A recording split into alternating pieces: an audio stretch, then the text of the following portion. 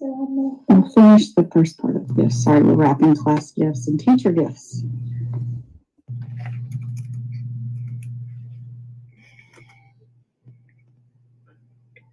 Hey Danielle, how's it going? Good, how are you? Doing good. I'm feverishly wrapping teacher gifts right now. Say that again, sorry. I said I'm feverishly wrapping teacher gifts. Feverishly? Does that mean you're under the weather? No, I'm just trying to get this crap done because they're almost done with school and I'm behind. And I have, like, no joke, 20 teachers to buy for. Oh. Uh-huh. So you're on elf duty right now. Pretty much. My oldest one is sitting in here trying to make gifts for her classmates. Oh, that's sweet. Yeah. Hello. Hey, Belle.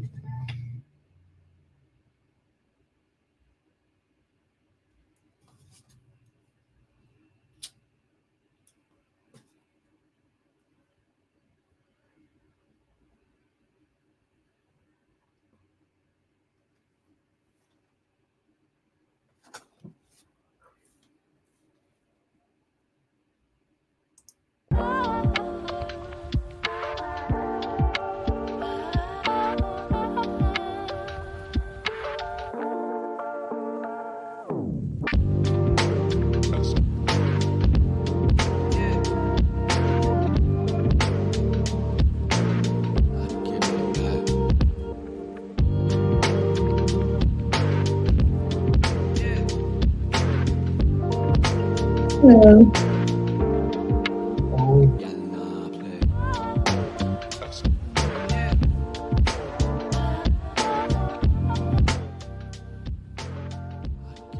Hey, Dr. Rashawn, how are you?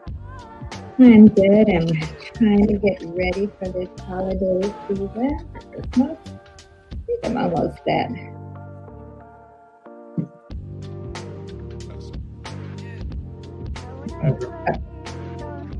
Hi. Hello, Bill. Hey, Dr. Bornstein. Yes.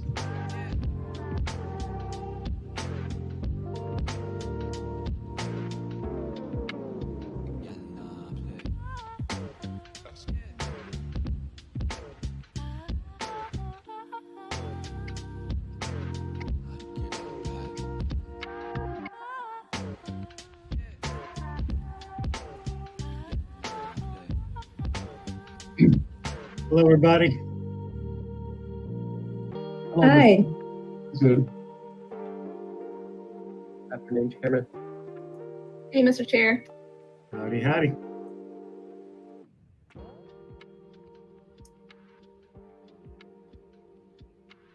Bill, I'm glad you were able to make it. Yeah, me too. Thank you. Yeah.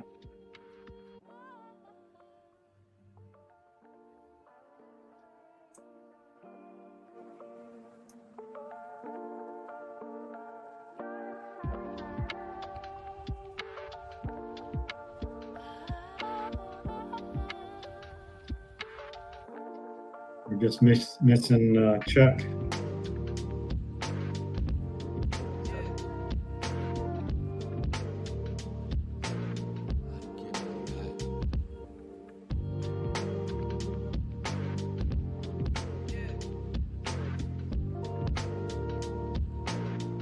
Hey, Anna, do you know if Jeff will be able to join us? Unfortunately, I don't think he's going to be able to make it today. Gotcha. No worries. How about and report back?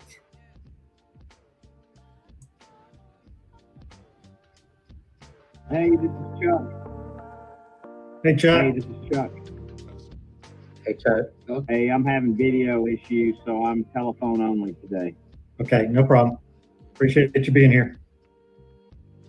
Yes, sir. And we got a full house. All right. Appreciate everybody being here.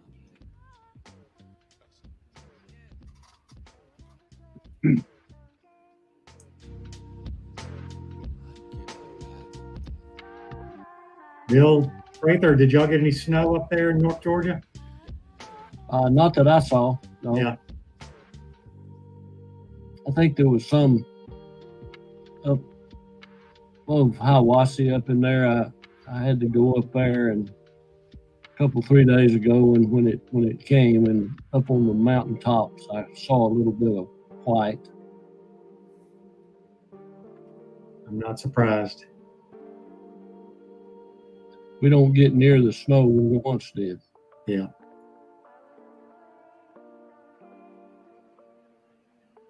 All right. Well, Andrew, we got everybody here. It's 4 o'clock. Shall we rock and roll? Yes, sir. I will hit record and we'll be ready to go, Mr. Chairman. All right. Recording in progress. All set to go. All right. Thank you, Andrew. I'd like to call this meeting of the Georgia Access to Medical Cannabis Commission to order at 4 o'clock and welcome my fellow commission members and our staff and, of course, the public to this meeting. As we get started, I'll conduct a roll call of the commission members present to confirm a quorum. Vice Chair Danielle Benson, Here. Dr. Bill Bornstein, Here. Mr. Bill Prather, Here. Dr. Judith Roshan, Here. and Mr. Chuck Welch. Here. All right. Thank you, Chuck. As the first item of business, I'll entertain a motion to approve the proposed meeting agenda for today's December 13th, 2023 commission meeting. Do I have a motion? I'll move it. Is there a second? Second. Any discussion? Hearing none, all in favor of the motion say aye. Aye. Aye. Aye. Aye. All opposed, nay. All right, sounds like we got an agenda for today. So today is probably our last meeting of the year, and it's an opportunity once again to thank our commission members and our staff for their hard work over a very productive year. Just to make a quick review of what we've accomplished, we have 2 Class 1 licenses in place that are fully operational. We made 4 Class 2 provisional contract awards. We have 9 licensed dispensaries and a potential total of 30 dispensaries with all the licensees that we have. We have a licensed laboratory for product testing, and we continue to conduct facility inspections. So I want patients to know that we are well on our way to fully implementing the HOPE Act, and we continue to pursue our mission of ensuring access to medical cannabis for all patients across Georgia. And I want to add that we are particularly committed to the access and the medical aspects of our mission. But we are not alone in this commitment. We appreciate our partnership with the Department of Public Health, which certifies patients who are diagnosed by a physician to have a qualified condition. And of course, the physician involvement is a cornerstone of a strong medical program. We are working with local governments to help them better understand the HOPE Act and support them as they deal with zoning and other issues related to dispensaries. Local governments are very important partners in providing access to patients. And Andrew and Jansen will speak to our outreach efforts in just a few minutes. And we support the work of the Board of Pharmacy, which licenses pharmacists to dispense medical cannabis.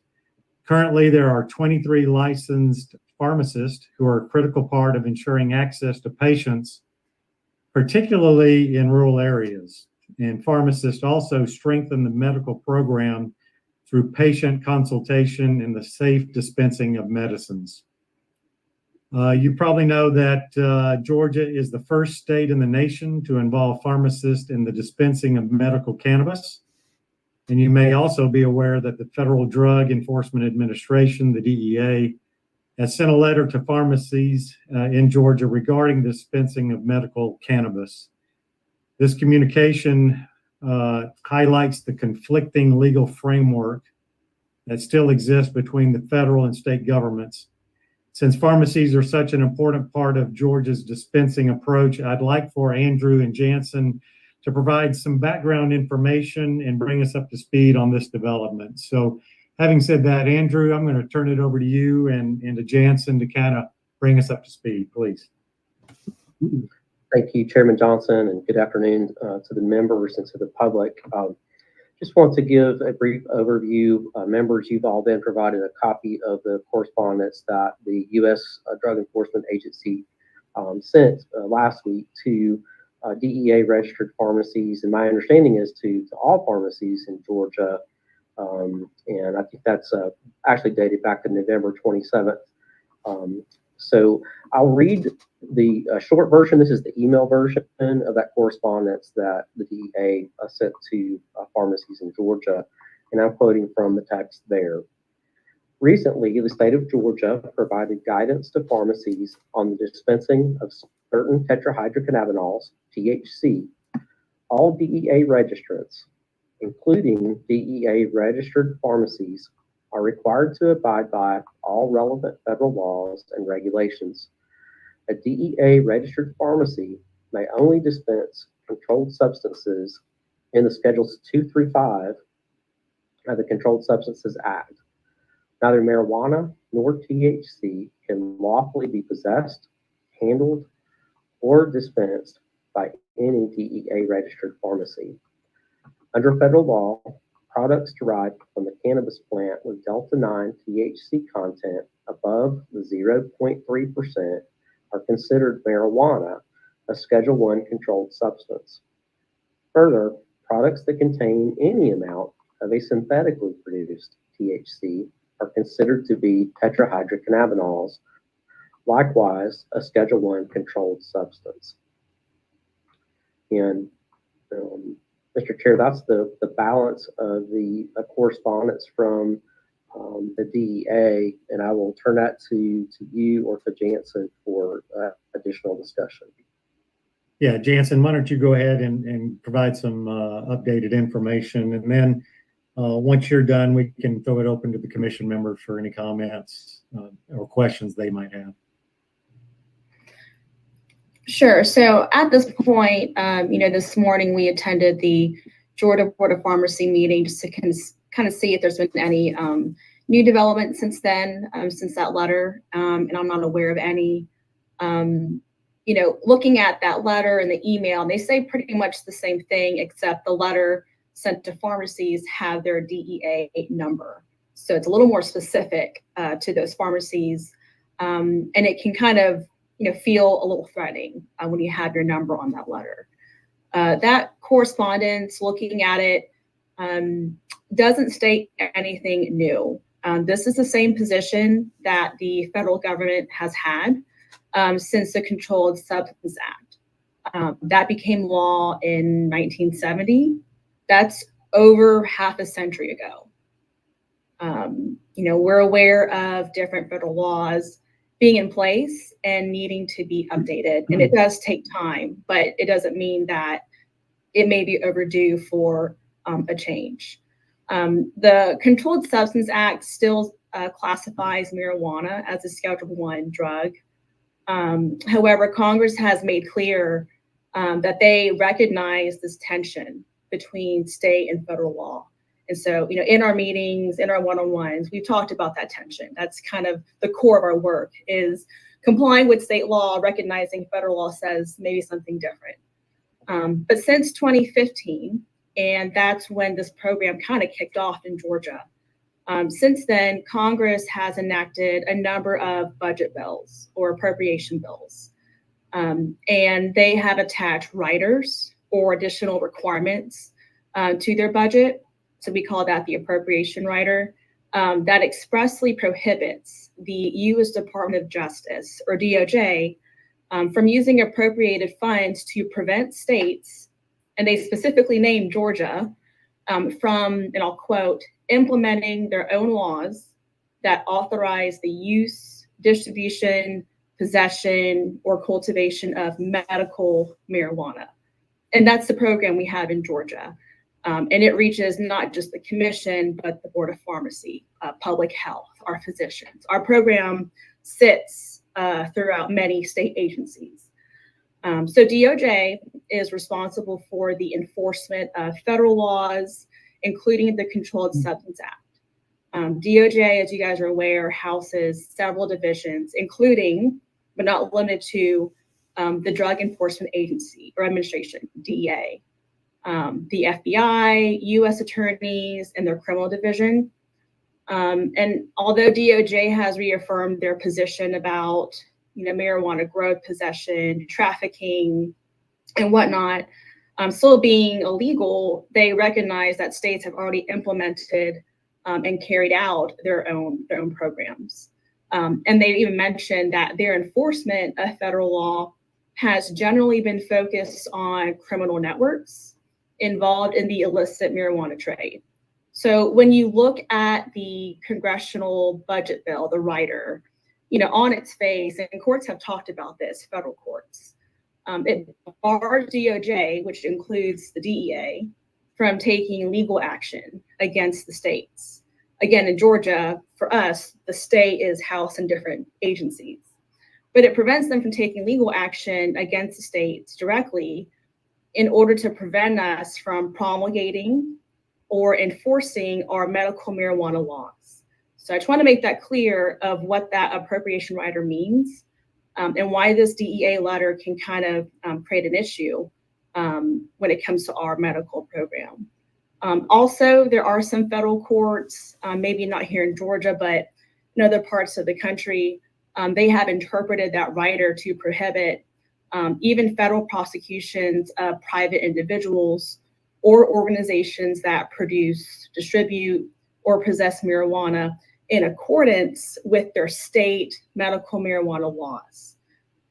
So whatever the intent was with the DEA letter, more than half of our access points for medical relief, which is the pharmacies, they're impacted and at risk of no longer making this medicine available to patients as recommended by their physicians. I'll just kind of end it there now to say that I think we all know that our patients have been through more than enough, and they have fought to get us here. They are leaning on us, the state, to carry this through and continue the fight for them. I know through our outreach efforts, we are trying to educate. I know Andrew will comment on this as well, but I think when we look at the letter, we just need to recognize, there may have been intent there or not, but there are some consequences to receiving something like that. And I'll turn back to Andrew, the chair.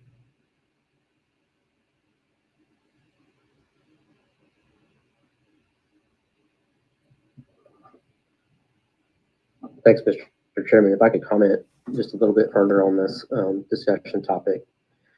Thank you. I appreciate the information that Jansen shared so much, because, the USDEA letter, it really does do exactly what Jansen outlined. It demonstrates the conflict between the states and the federal government and the need for the federal government to update the laws and policies regarding the use of cannabis. Georgia was the 37th state to regulate cannabis. There are now 44 states that are regulating 45 states, Georgia as in addition to those. The program itself, really dates back to the initial concept of the HOPE Act, and that's before the naming of the bills and the passage of the legislation. And I know our member Bill Prather will remember our recent conversation. Bill, you reminded me that our former Speaker of the House, David Ralston, really was instrumental in pushing to get the pharmacy aspect of this incorporated into the HOPE Act.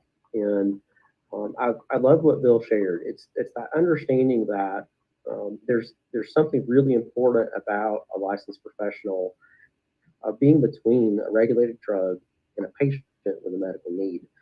And that's what the speaker envisioned. The General Assembly obviously passed the HOPE Act, and to the extent that we have been able to, under the framework of our state's law, the Commission and the Board of Pharmacy have carried that vision into reality. We have licensed pharmacies, and they have been able to dispense to patients.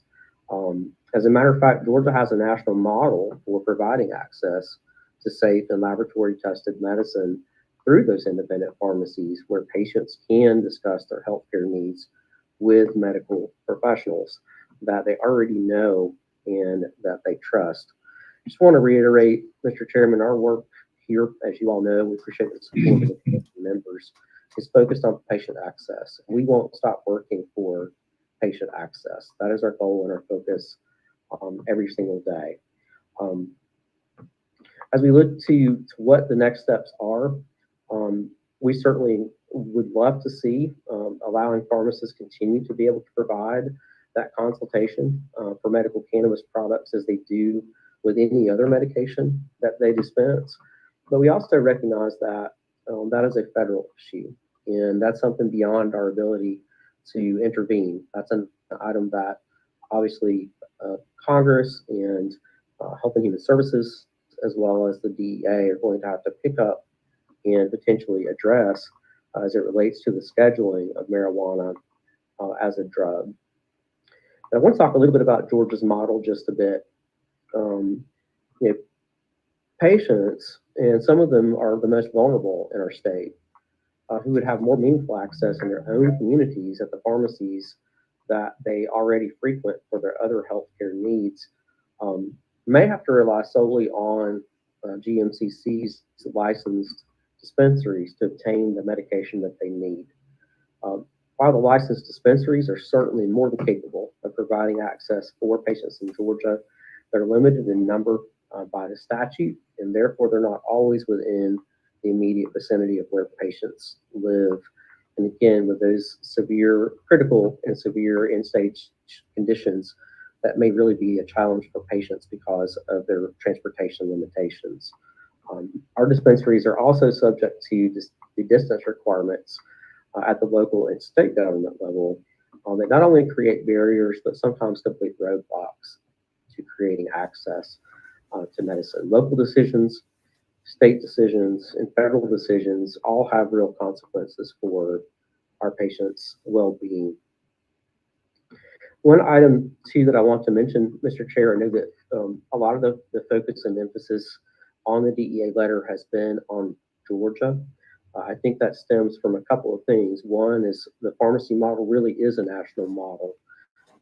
Jansen and I recently had an opportunity to present at the Cannabis Regulators Association. I'll hit that as a highlight in just a few moments. But the model that we have for pharmacies was definitely an item of discussion. Jansen was the panelist for that discussion. And following Jansen's presentation, a number of states approached Jansen to discuss what we do with the model up here in Georgia. And the feedback that we received in that environment was simply this: this is exactly the way that it should have been from the beginning. This model makes perfect sense. But they also expressed concern as it relates to finding out about the DEA's letter. Because the DEA's letter addresses a DEA registrant, the other states quickly indicated something that I had not considered, and that is that the DEA's work could also extend to practitioners in their states that have a DEA registration, whether that's a physician, an advanced practice registered nurse, or other pharmacists, medical professionals in their states. So to that end, what we want to do is to really encourage everyone who is watching or listening or trying to contact us about this issue.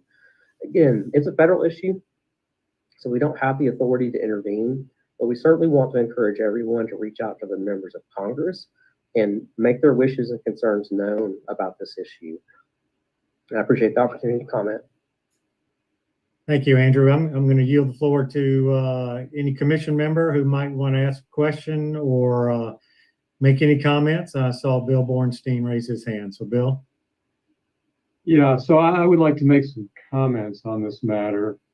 I realize there's strong feelings on this, so let me start off by saying that, I strongly support the idea that the scheduling needs to be changed of THC at a national level.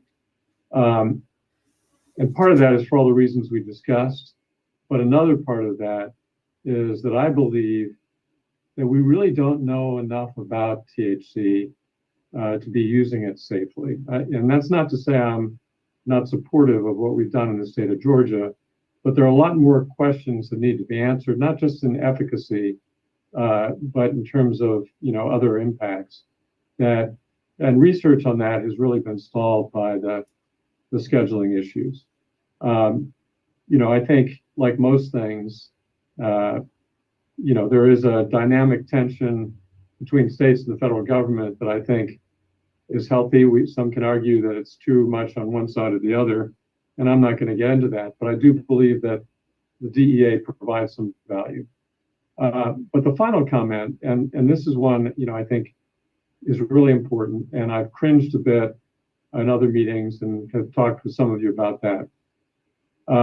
So let's be clear, physicians do not prescribe low THC oil in the state of Georgia and technically anywhere else. We certify patients as having a condition. The law specifies whether or not that condition qualifies them to get THC oil. And, so for physicians, there is a way to navigate through this. And I think, as long as we as physicians, hold DEA certificates and our ability to help our patients is dependent on that, we need to navigate appropriately and not thumb our noses at the DEA. Pharmacies, is going to be more complicated, and I'll defer to others on that.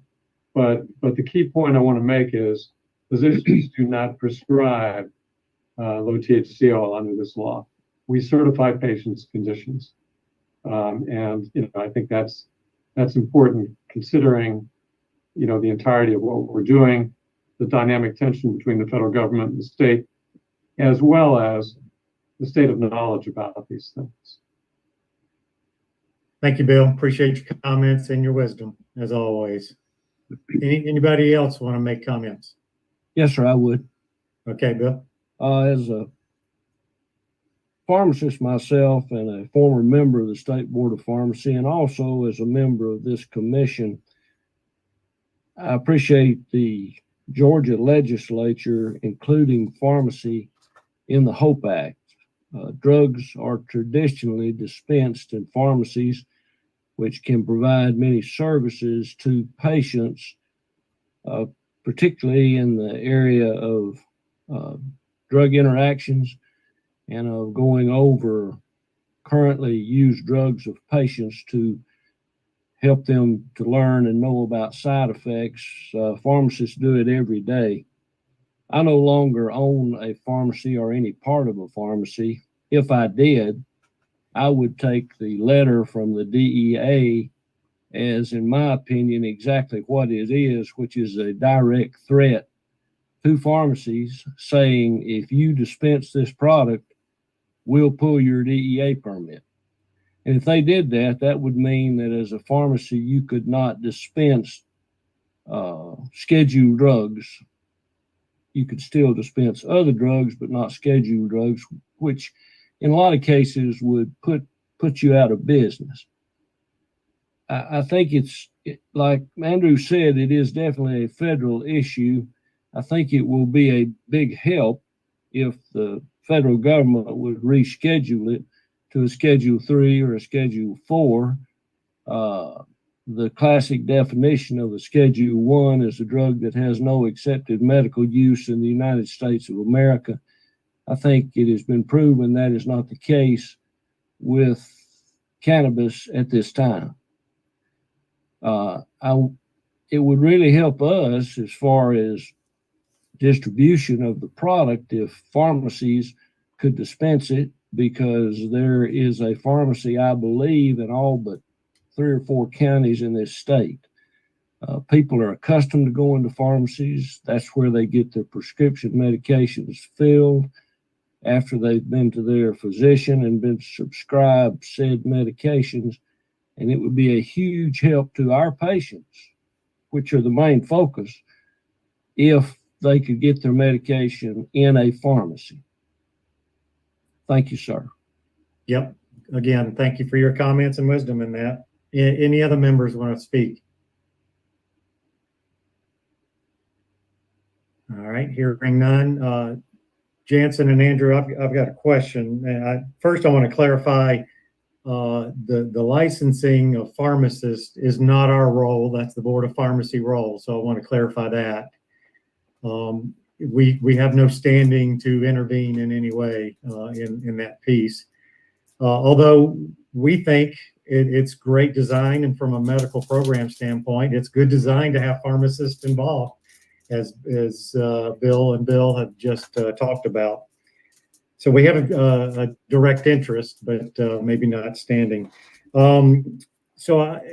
Chance, I don't want to ask you, are you aware of any efforts by the Board of Pharmacy or the state of Georgia to engage DEA to kind of resolve the issue? I can't advocate and don't want to get in the habit of ignoring laws. It certainly would undermine the rule of law if we started doing that. How do we engage appropriately and resolve this tension? And are you aware of any efforts to do that? Yeah, that's a difficult question to answer. There's a lot of pieces that play. I think the key, I mean, obviously we're the access to Medical Cannabis Commission, and even though we don't play,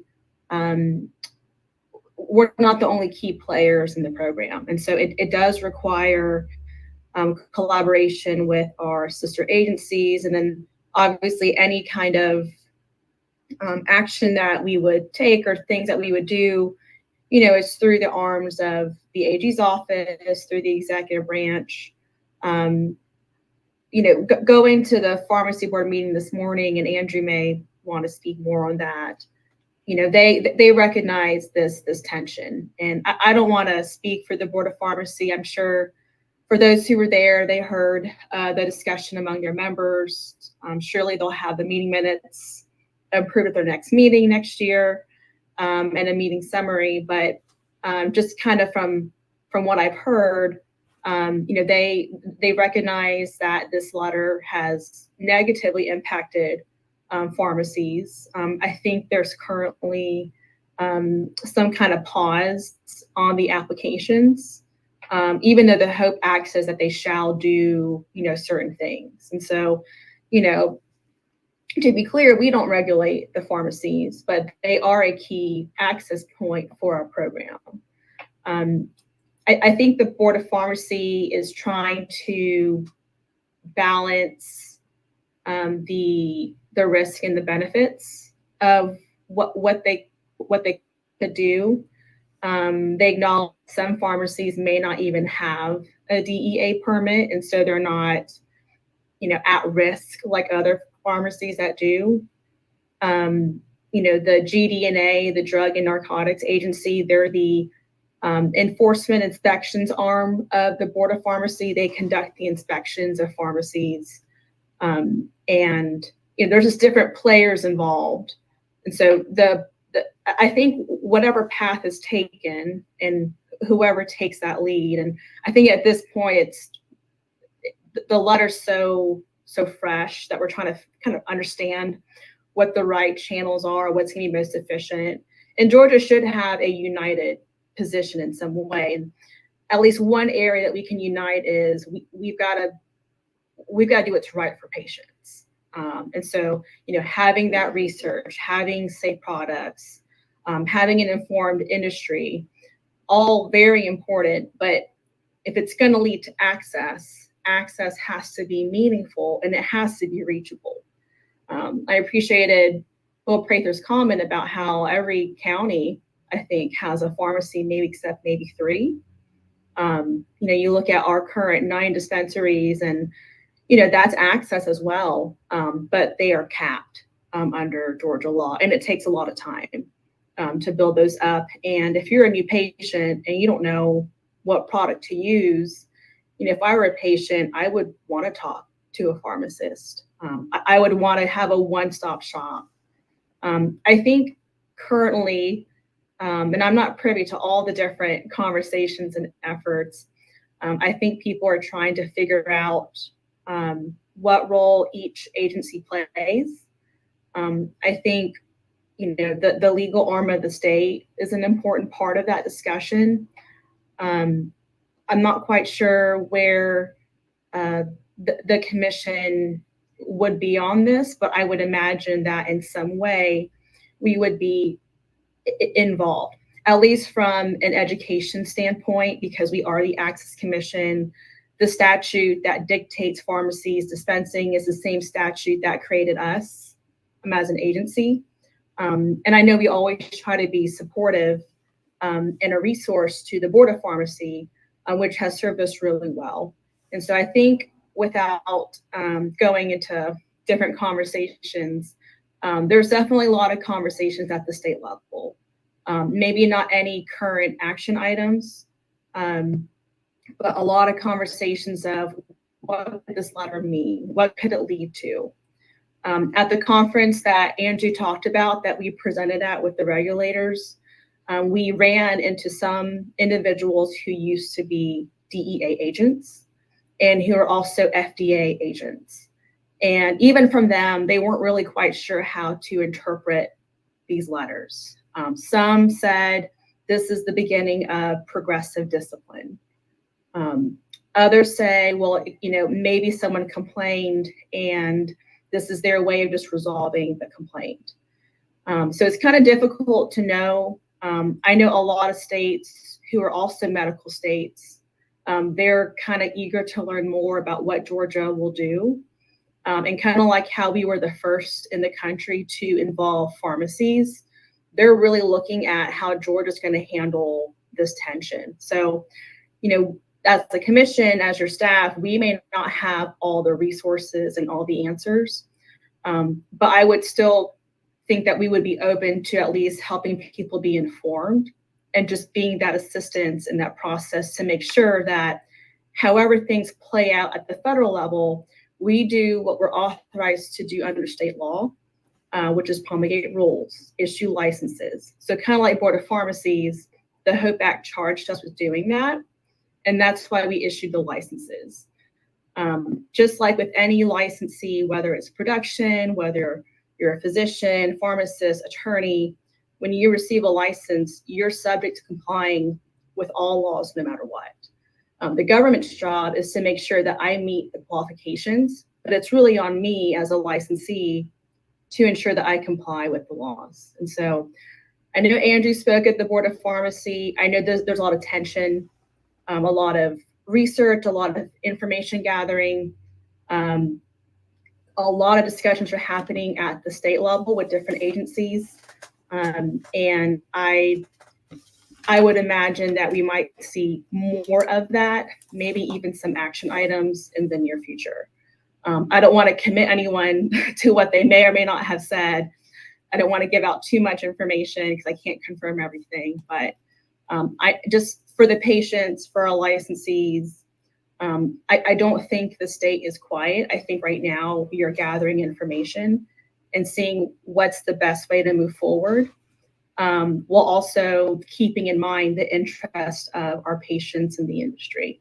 I hope that's helpful. I know it's not super specific, but there are things kind of developing in response to the letter.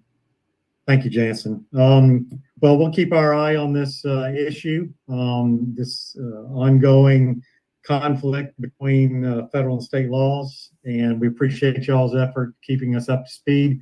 Appreciate the involvement and comments of the members. Stay tuned.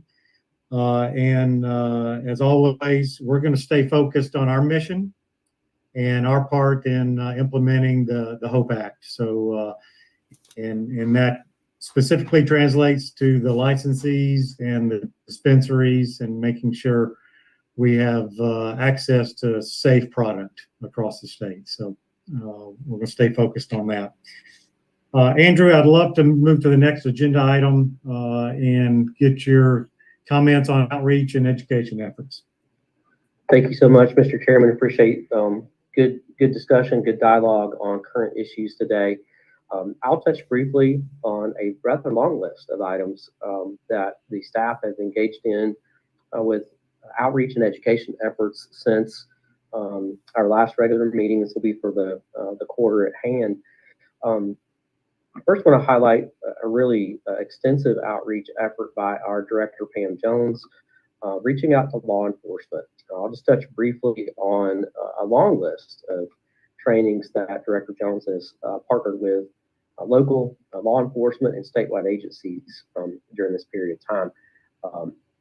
training for the Oconee County Sheriff's Office, the Columbia County Sheriff's Office Drug Unit, the Oconee County Sheriff's Office, again, for their law enforcement training group, the Georgia Sheriff's Association Fall Conference, the Henry County Police Department Drug Unit, and the Stockbridge Police Department as well. What we find, Mr. Chairman, is that really our proactive relationships with law enforcement pay big dividends. There's still a lot of work to do with new industry and new law to educate our partners. We appreciate these agencies being willing to learn what Georgia law says for our patient access in the state and making sure that they have the most up-to-date information. And I know Pam Jones is doing a great job with that. We mentioned earlier, Jansen and I had the opportunity to serve as panelists at the National Cannabis Regulators Association annual member meeting. I was a panelist on the law enforcement workshop, and I highlighted a lot of that work that I just mentioned that Pam Jones is doing with law enforcement across the state. We are one of a handful of states that utilizes a similar model, and that model is to simply engage law enforcement head on and get them training credit. So in Georgia, we are a post-state peace officers standards of training is the accreditation group for law enforcement in Georgia. You must be a post-mandate class law enforcement officer in order to enforce the law in Georgia. That's just a basic mandate class. It's typically what that's referred to. But beyond that, to maintain that certification, you have to have a minimum number of training hours annually. And so our director, Pam Jones, has developed a post-credit course that's what we're offering to law enforcement. We were able to showcase that at the national conference. Mentioned earlier that Jansen served on a panel for pharmacy, so we won't cover that twice, but I will say Jansen served on another panel as well. Jansen was able to serve on the litigation panel as well at the Canner conference and talk about the trends in cannabis and hemp regulatory litigation. And Jansen, if you want to share any additional information on that litigation panel, I think that Georgia was certainly a topic of interest at the national conference. Yeah, so I was a moderator and a panelist on the litigation panel. We had a number of states that joined in on that. We had red and blue states, adult use, medical states, some states like Georgia who were new, some states like Colorado who have had a program in a long time. And what I wanted to share, and thanks Andrew for letting me speak on this briefly, what I wanted to share is I thought Georgia had a lot of lawsuits. We felt overwhelmed, not overwhelmed, but it was a lot. It's our first time ever. It was an inaugural licensing process, and certainly it hit the news, right? And it was almost every week there's some kind of article about the commission, the allegations, and it's exhausting, and it hits. It's a hard thing to take when you see that, and that's all your friends read, and you have to explain what those processes are and kind of be strong in that moment.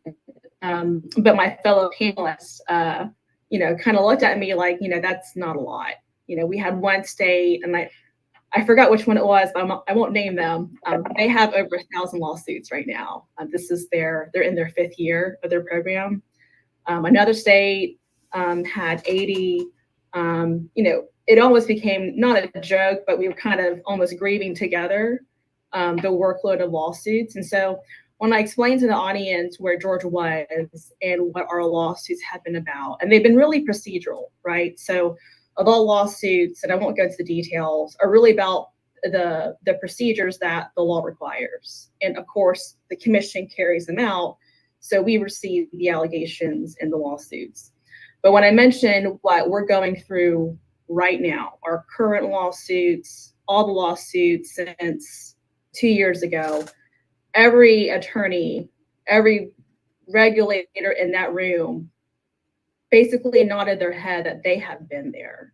So I wanted the commission and even the public to recognize that our process right now, one, has been defensible, and we've been pretty successful in these lawsuits. But two, it may feel like a lot because there's only so many staff members and commission members here, but the states ahead of us have been here before. So just wanted to share that to kind of give you insights that we're not the only ones to go through this. I know the discussions and the talks and the coverage of litigation can be overwhelming and sometimes not always not accurate, but just not always showing you all the details. But Georgia's not alone, and a lot of our fellow red, blue states, whether it's medical or adult use, they've been there, and it does give us hope that once we get through this, hopefully the external energies can focus on what really matters, which are the patients. Are we allowing the certain kind of conditions to qualify? Do we have the right processes? Do we have research? We will eventually be able to focus a lot of our time and efforts on that. If I can just touch on that pharmacy panel real quick, we had a regulator who's also a pharmacist, and she had previously served as a pharmacist at a dispensary. And I wish I could repeat the great things that she said about her experience and how valuable the patient saw having someone like her, in a pharmacy setting or in a dispensary setting, that familiar place of sharing what's so personal to you, which is your condition, and just knowing that consultant, that pharmacist can be informed and talk to you about, how something might affect you, not just someone that has cancer, but you with your condition, because we all handle and respond to conditions differently. I wish I could repeat what she said. It was on point. And obviously, when they heard about the DEA letter, Alon just emphasized that, that's what made them excited to watch us, as we were the first to include pharmacies. And they really encouraged us to really try to see that through, to not be afraid of the challenges. So just wanted to share those little tidbits about those two panels. It was a really good experience, and it was nice to see. I think we had about 7 or 8 other states really putting themselves out there to support Georgia if there's some developments in response to the DEA letter. They've got attorneys, also attorney generals, who just kind of offer themselves up as a resource. They've dealt with the DEA in different situations, and so we were thankful that not only do we have partners within Georgia, but we have partners in other states who have been in similar challenges before. Thanks, Jansen. And Jansen, don't go off mute, Mr. Chairman. My last update as it relates to education and outreach is going to come right back to Jansen. We do have a special guest. I'm going to let Jansen make the introduction, but want to introduce everybody via Jansen to an individual that's really been so helpful for us to collaborate with the Georgia Municipal Association. Jansen's been a huge part of the effort that has been made to collaborate with GMA, and Jansen, I'll ask you to share some more about that and introduce our special guest as well. Thank you, Andrew. So we, as you guys can imagine, especially with pharmacies being a point of access, we've had several cities and counties, receiving inquiries from our dispensaries, from our pharmacies saying, hey, they want to sell or dispense medical cannabis. We don't want that here. That's scary. We don't want gummies. We don't want other words I'm not gonna say because this is recorded. But we don't want that in our jurisdiction. And Rusi has joined us, Rusi Patel. He's the general counsel for the Georgia Municipal Association. He's been there for quite some time, stellar attorney, and just a great human being. I'm thankful he can join us.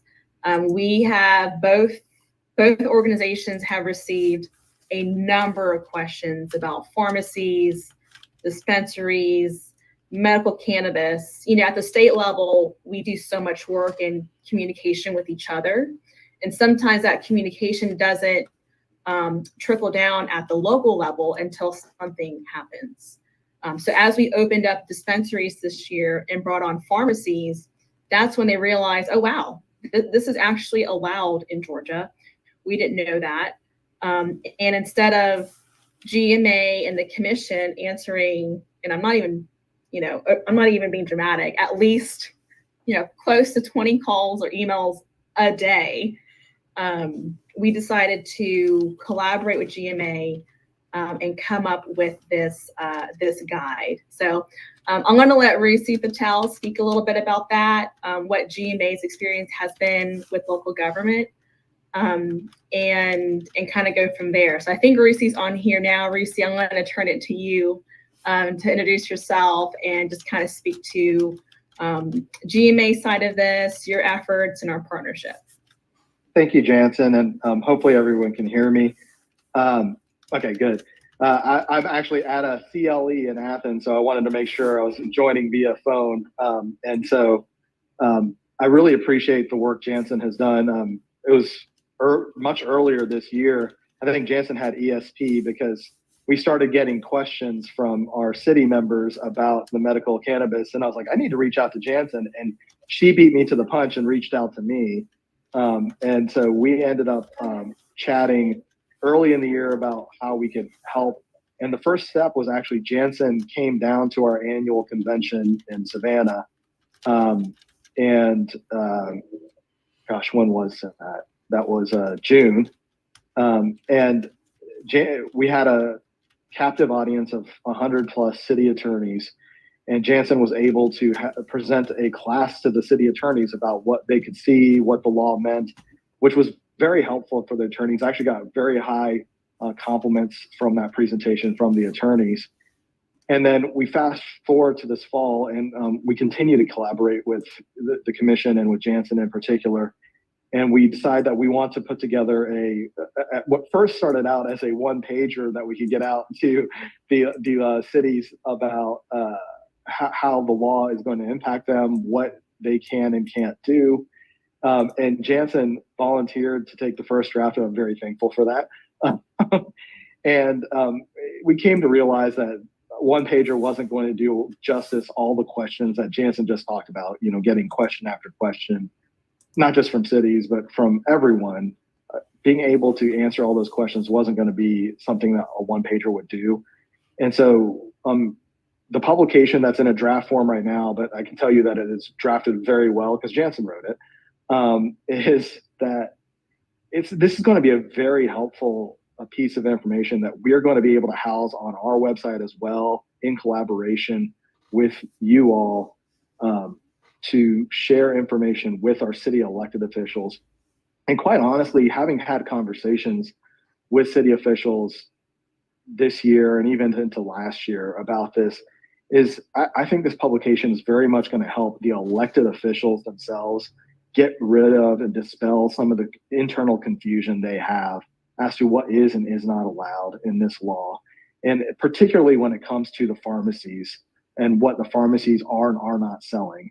I think some elected officials have this mistaken notion that the pharmacies are going to have those neon lights with the marijuana leaves on the front doors and things like that. And that is something that we really want to dispel in this publication, that is not what pharmacies do. Pharmacies are not in the business of selling drugs that are just for people to get, their jollies out. Pharmacies are in the business of selling medicine to help people get alleviation from pains and maladies. So that's something that we're hoping that this publication really helps local elected officials and local managers understand. And it'll be written in such a way that it'll also have citations basically that the attorneys can utilize to sell to their councils and to explain things to their councils. Because something Jansen understands very well is a lot of local government attorneys wear many, many hats. And so they often are not in-house counsel. So they represent a local government, but they also have a private practice that might do things like family law or commercial real estate or something like that. So they could utilize the help themselves to understand this so they can explain it to their elected officials. So we're really grateful for Jansen for continuing to work with us and putting this publication together, because that's something our members have always really responded positively to, is when a new law or issues come up, is having something in writing that they can just go cite and look at. And so this is something that we're looking forward to putting on our website, and it should go up pretty soon, I would think, because the draft looks great. And so hopefully we'll get there in the next few weeks, and that way we can share that with our members. On top of that, the municipal association itself, we have 115 employees, and we have a whole department in our municipal association that is a municipal consulting department. And basically the job of the employees of that municipal consulting department, each member of that department has a specific region of the state that they are assigned to, and they live in those regions, and they go from city to city in that region to talk to them about issues and give them information. And I've been working with that department on getting the information and relaying information that Jansen has been able to provide to us already. And that way, when we get this published, we're going to be able to work with that team, that internal team with the municipal association, to make sure they can get that information on the ground to the cities that are having questions. And that way it will be very much an issue that we can direct communication quickly to cities that have questions. But I really appreciate the opportunity to join your call and share a little bit about what we do and how we've been working together.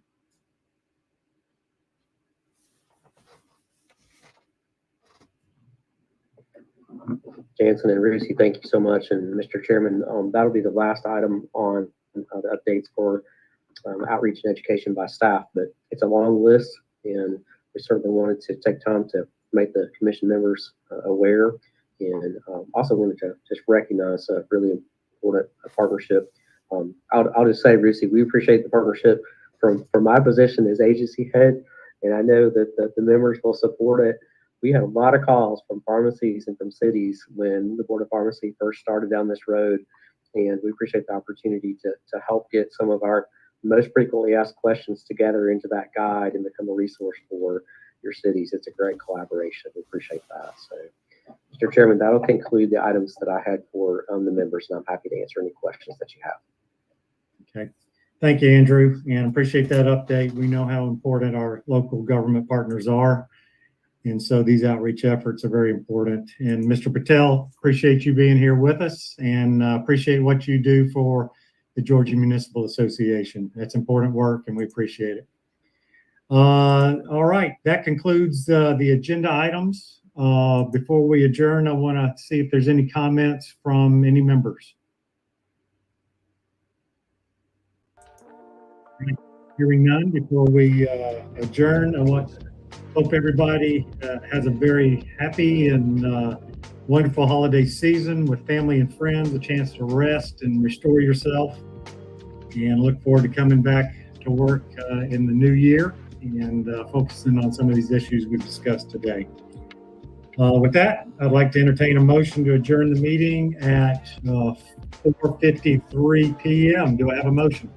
I'll move. Do I have a second? Second. Any discussion? Hearing none, all in favor of adjourning, say aye. Aye. All opposed, nay. We are adjourned. Thank you. Happy New Year. Thank you. Merry Christmas. Thank you all. Recording stopped.